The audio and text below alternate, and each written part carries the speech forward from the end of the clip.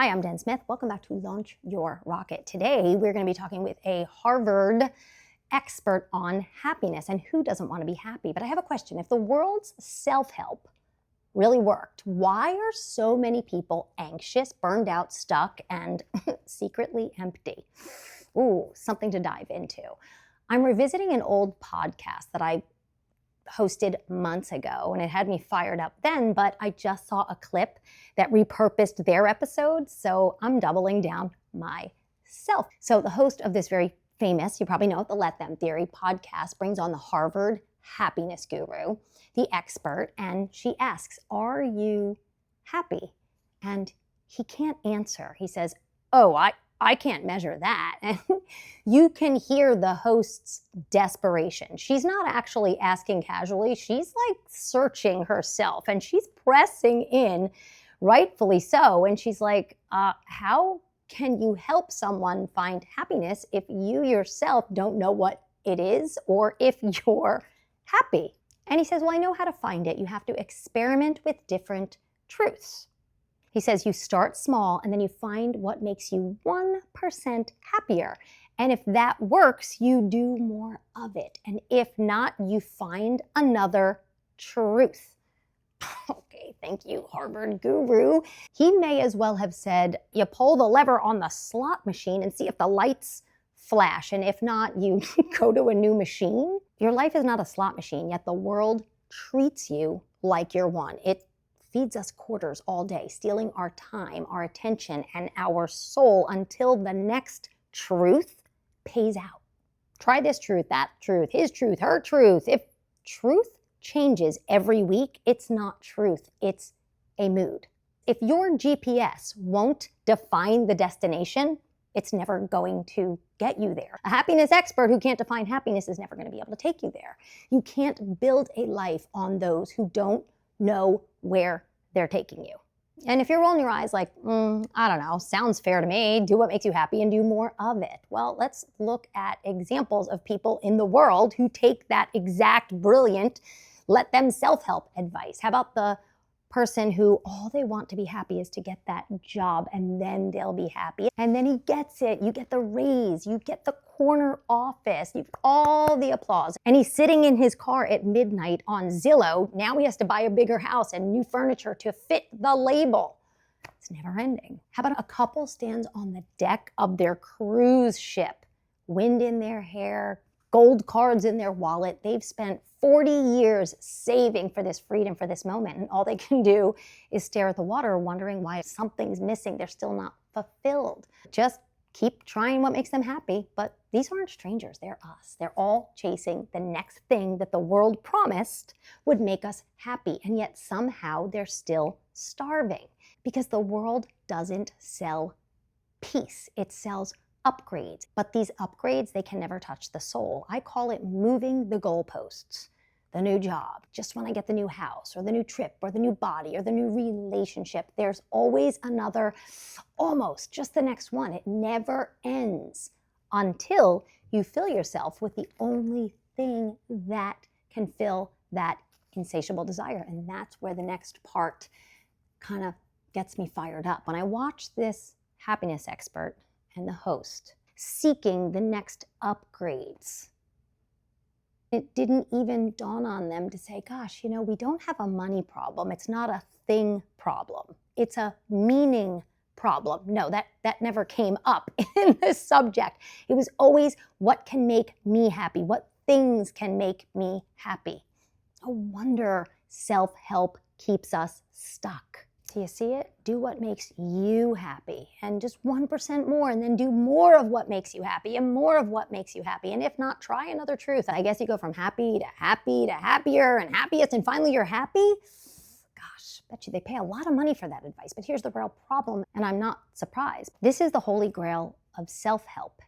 That's why it's called self-help. It keeps you obsessed with you, your goals, what makes you happy, your next fix. It tells you the secret is to fix you, look at you, look inward. But the more you stare at yourself in the mirror, the less you see. That's not self-help, that's self-worship, and it never works. Because the truth, the one truth, yeah, there's only one truth. And Let's just say this.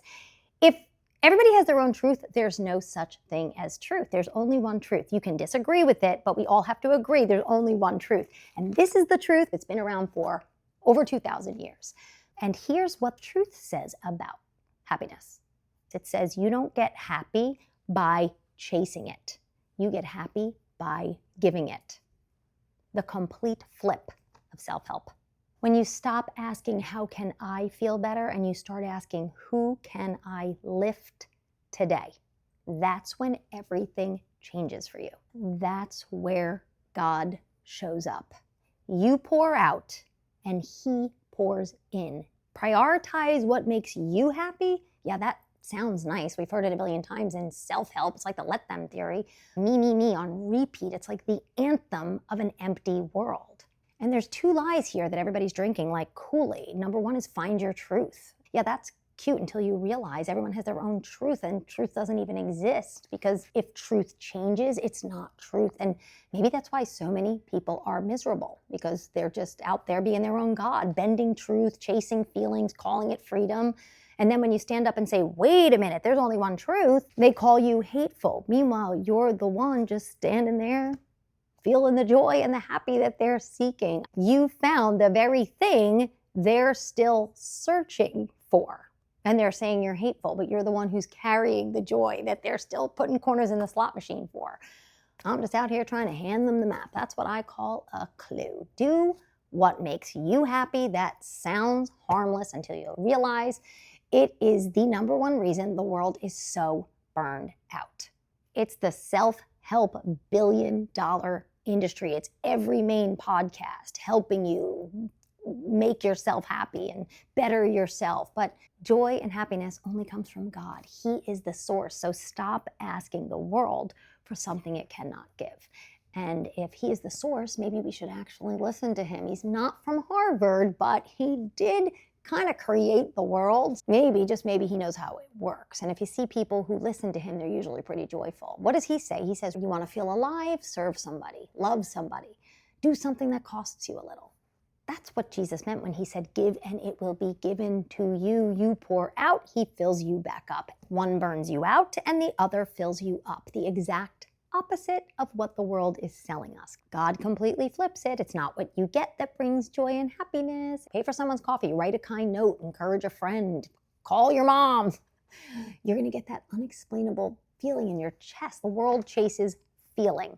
God says, live on mission, love, serve. And in return, I'll fill you up. Chasing what makes you happy is like holding a cup with a cracked mug. The world pours things in it, right? Success, comfort, praise, right? And it just keeps leaking. 1 minute it's full and it looks great. And you want everybody to notice how it looks, but underneath it's leaking. You can never sustain it. The world has you refilling yourself. Now flip the picture. Put the faucet on full blast. You're standing under the sink full of buckets and you're scooping the water out as fast as you can. But the more you scoop, the faster yours fills up. That's kind of like God's way. You pour out and he pours in with more abundance than you can imagine. And that's what real happiness feels like. See, I know what it is because I have it. Not leaking, not starving. It's just a steady flow of joy. And hopefully once you see it, you'll never unsee it again. Yeah, happiness is not something you chase. It chases you when you pour out. Nah, Jen, happiness looks like this. Sipping champagne on a yacht in the south of France. A mansion in the Hamptons. Come on, that's happiness. A full closet of designer bags. Yeah, that's what I want. Looks amazing, right? Yeah, but so you open the doors to that mansion and you find 3 kids sitting in different rooms, each one on their tablet. No laughter, no connection, no noise. The world's version of happiness is temporary. It's shiny, it's lonely. Look at grandma's front porch. She's on a social security check, but she has these handwritten notes. She knows the neighbor by name. She just overflows. People come to her for cookies and they leave happier. Now, don't leave me. I'm not saying that God's against having nice things or you shouldn't have nice things. God wants his kids to have nice things. He's not against houses or vacations or handbags. He's against dependence on them, because the minute you expect those things to make you happy or make you whole, They own you. They become your idol. Nice things are fine. Just don't make them your source because they will never fill you. You have enough money for a live-in housekeeper and a chef. Oh, I always say, if I had all the money in the world, that's what I would get. That's when I would be happy. Then I look at my life. I was the mom in the kitchen, slamming doors, dishes in the sink, cutting grilled cheese into squares for my 3 girls when we were humming along to the radio. Yeah, maybe bills were stacked on the counter, cars needed tires, but oh my gosh, laughing, loving, and living every single day. The world says the first one wins, but come on, let's do another one. How about a trust fund adult? Do you know any of them? They sleep in, they order DoorDash, they play video games all day, no alarm clock. Oh my gosh, no boss, no pressure. Yeah, that'll be happy. And then there's that mom who's a nurse working the night shift. She's living on cold coffee, but she's holding the hand of somebody, a patient who doesn't have a family in the hospital, and she walks out with a sunrise and a sense of peace. You tell me which one is happy. Serving people pays in a different currency. Now, if you stayed with me, you get the cherry on top. It doesn't mean you don't get nice things. But what's amazing is when you start living connected to the source and you have joy, your vibe changes and you start to attract the very things you thought you wanted in the first place, but you're ready for them and God provides. This is a roadmap for you to live the joyful, happy, abundant life that you're seeking. Flip it. Or you could listen to the Harvard expert on happiness, the man who admits that he doesn't know if he's happy or not, or how to make you happy. His version just keeps you pointing back at yourself. You'll spend your entire life trying to fill a cup that keeps leaking. You see the people who often look like they have the least but carry the most. They're poor on paper, but they're wealthy in spirit. You see it. That's the kind of math the world just can't explain. You know, my daughter Belle saw this firsthand. She flew to Tanzania on a mission trip thinking she was going to give joy to these sad children in Tanzania who didn't have anything. And she packed crafts and games. And when she got there, her plan was totally flipped upside down. These kids had nothing. Like one outfit and maybe a ball made of rags, dirt floors, and they were lit up. They were singing, laughing, sharing like they had it all, like they were living in a feast every day. No screens, no stuff, no drama, just joy that poured out of them. And Belle came home and she was like, I came to bring them joy, thinking they needed it, and they gave it to me. We say they have nothing, they actually have everything. Some people are so poor, all they have is money. Meanwhile, some poor people carry great wealth. There are some things money can't buy. The bottom line is stuff can fill a house, but it will never fill a heart. Joy does not live in the next Amazon cart. It lives in your calling. And when you pour out, God pours in. And sometimes you have to fly across the world to see it, but you don't have to go that far. You just have to live it. It reminds me of this song. I think it's Lone Star. My 3 daughters, adult daughters, my 4, because my niece Holly, who I like to count as mine, but we have this song that we love. It's by Lone Star. I think it's called My Front Porch Looking In. This is worth a look. The lyrics are, he travels a lot, right? And he has these elaborate life. You know, fancy jets, fancy places, but he says, my blessings are in front of me. It's not about the land or where I go. I'll never beat the view of my front porch looking in. All right, I can't play it for you because of rights, but maybe I'll sing it. You got to hear this line. He says, he doesn't beat the view of my front porch looking in. There's a carrot top who can barely walk with a sippy cup of milk. A little blue-eyed blonde with her shoes on wrong because she likes to dress herself. And the most beautiful girl holding them both. And the view I love the most is from my front porch looking in. I mean, and that's my girl's favorite song. All right, so I guess we can end the episode right there because that right there is the answer to it all. Looking at the people that God gives us. That's why we love that song so much. Our souls know joy lives in the ordinary. It's God over things, and it's presence over performance, and it's family over life and flex and things. Yeah, that's the good stuff. And it doesn't mean you can't have the good stuff. In this song, he has all that, but he's saying the view he loves the most is from the front porch looking in. God's not saying you can't have nice things. He's just saying those things don't bring you the happiness. They're kind of the cherry on top.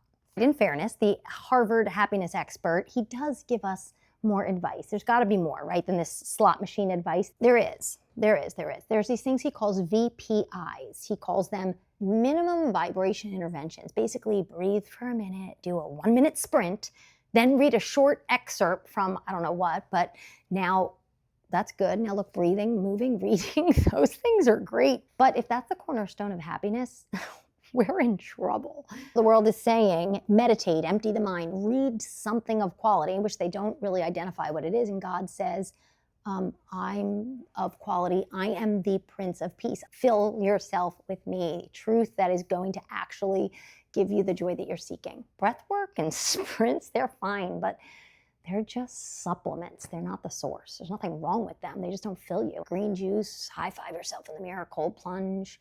They're great, but they're gonna make your heart feel busy. But you don't wanna be busy. You wanna be whole. That let them stuff, it's a Band-Aid on a heart that needs a heart transplant. Do you see it now? Do you see the let them theory? The world's self-help gospel? This worldly, how do you be happy mindset? What you really need is this love them theory. The let them theory is about letting people go so you can be happy. The love them theory is about loving people anyway, pouring into them, even when it's hard, even when they don't deserve it. And then God pours into you. You can't get happy by chasing happy. It's that simple. You get it by loving God's way and getting to know and love God, because only He can give you what the world doesn't have to give. And unlike the expert from Harvard, I actually know what happiness is because I am overflowing with it no matter what my circumstance, no matter what I'm walking through. Do you see it now? We worship the degrees and the quotes and the studies and the most popular podcasts, and we binge the top 10 happiness hacks. And then we treat celebrities like they're priests and we watch them crash and then we act shocked. We plan a trip that never heals us. We buy a car for image and then we choke on the payment. We copy what the crowd loves to call wisdom and make us happy, but it's not wisdom, it's a trance. Since the world is craving the answers it can't supply, and God's like, hey, I did create the universe over here, so maybe I know a thing or two. Acts 20:35, it says, it is more blessed to give than to receive. In Philippians 2:3-4, it says, do nothing from selfish ambition. Value others above yourself. In Luke 6:38, it says, give and it will be given unto you, pressed down, shaken together, running over like the faucet. The world says, do what makes you happy. And God says, serve and I will send the rain. So stop chasing happiness. Start attracting it by transforming your heart. It is so simple, you just don't believe it. But the flip is right there in front of you. Do what makes you happy, more of it. You'll be empty. Serve, love, give, get to know God, and you will be overflowing. And watch the things that you thought you were chasing, watch them end up being attracted to you. Try it for the next few days. I don't know, run on your own experiment. Do self-focus, prioritize you in everything you do. And then the next day, make it all about somebody else. Let somebody cut in front of you in line at Target, or pay for somebody's coffee, or sit with the old gentleman who looks lonely at the coffee shop. Just assume everyone around you has a sign around their neck that says, please make me feel good about myself. Serve your family, serve your friends, strangers, even the hard to love ones, and then track those feelings and see which days make you overflow. Service is the fuel. So, are you happy? On a scale of 1 to 10, are you happy? And which map are you using? I'm an 11. And that doesn't mean life's easy or fair and bad things come my way, but they have a really hard time stealing my joy. Don't believe me? Well, use the map of the world, but don't be shocked when your happiness is going to leak like a cup. You're going to keep running on money and stuff and shiny things. You're going to be busy and you're never going to feel full. Quit living on cotton candy and calling it a steak. You're going to crash by noon. Switch to what God calls the bread of life and watch your soul hold steady in storms. And I'll finally land the plane with this one, but I love the story of the two wolves. There's an old Cherokee story. It's a grandfather, and he's talking to his grandson. And he said, inside every person, there are two wolves. One is gentle and kind, and the other is angry and resentful. And they're always fighting, these two wolves. And the boy asks to the grandfather, well, which one wins? And the grandfather says, the one you feed will lead. So which one are you feeding? Which map are you using? The map of do what makes you happy, or are you going to be on the other map feeding the one that says give and it will be given unto you? Feed on the world's noise, the reels, the opinions, the hacks, the let them theories, and you'll get the world's results. You'll get anxious, empty, and always hungry. But feed on God's wisdom and you'll get his results. You'll get peace in chaos, joy in trial, and this one's the best. Purpose in the ordinary, joy in the ordinary moments. Choose your path. So be honest. Are you collecting wisdom from the Holy Grail or from self-help podcasts that keep you putting quarters in the slot machine? Do what you've always done and you're going to get what you've always gotten. Maybe what do you have to lose? Try something different. And how can I help you? Well, this is my mission. This is not a business. This is a mission. And it's really to flip this world's let them theory into the love them theory. I created something called B101, Bible 101. You go to launchyourrocket.com. It's a free course. It's great. It's not too Bible-y or too churchy. I meet you where you're at. It's like, who is this guy Jesus? Why would I even want to follow him? If I wanted to read this, what do I read? Which one? What do you mean which one? Isn't there only one Bible? Yeah, but there's different translations and you want to be able to understand it, right? You don't want to read the original one that's in Greek. So simple things to help you understand. I love when people say, oh, just go read the word of God. And you're like, thou shalt not. And it loses you. So go to my B101. It's a great place to start. And then if you want, you can go to my Bible study. But listen, the bottom line is you don't have to uproot your life. You don't have to sell your possessions, become a monk. I know I say this on most of my episodes, but it is so important. So many people are not diving in to the holy grail of what they're seeking. It's in here, right here, and they're not doing it because they think somehow they have to drastically uproot their life to do it. That's not true. Baby steps. Go to the B101. I do a Bible study once a week. Maybe after you've done B101, maybe then you'll feel like you want to do that. Find a friend who's a faith-filled person and has the joy that I'm talking about, who knows what happiness is, and kind of talk to them, ask questions. Go to my launchyourrocket.com website. I have something called a 10-minute coffee chat if you want to connect with me. And then I have a course called Elevate. It's not the mission, but it supports the mission. It's for anybody who wants to launch their life. If you feel stuck, if you feel meh and you want to live a life, you should be waking up every day with a fire in your heart that pulls you out of bed in the morning. And if you're not and you want to get there, I created a course. It's called Elevate. We discover your dream that's been sitting on a shelf for 100 years. We dust it off. We discover the one that God put in you. We find your purpose, your why. We make your vision board, find your niche, which is the gift that's so common sense to you, you don't even know it's a thing. And we set some goals around it and we launch your life. That is my course, Elevate. And I do a call once a week for the rest of my life, if you're in my Elevate, to support you on the whole mission. So there is so much available to you. If you are seeking happy, seek no more. You just discovered the source of all happiness. Listen, I told you this is my mission. I have no idea the algorithms and all that stuff, and I'm not interested. I'm just being obedient to God. So if you're somebody who liked this message and you want to be part of this mission and you want to flip the let them theory to the love them theory and start launching hearts and be part of this revival, please do what you can to share, because I'm really not spending any time in learning the algorithms and all the SEOs and all that stuff. I don't know anything about likes. I'm just out here sharing what's on my heart, being obedient to the call, and I hope you'll join the mission. All right, launchyourrocket.com. That's where you can find me. Join Elevate. I hope I get to know you. This was a lot, but it should be. You just discovered for the first time, possibly, the actual secret treasure to unleashing a happiness and a joy in your heart.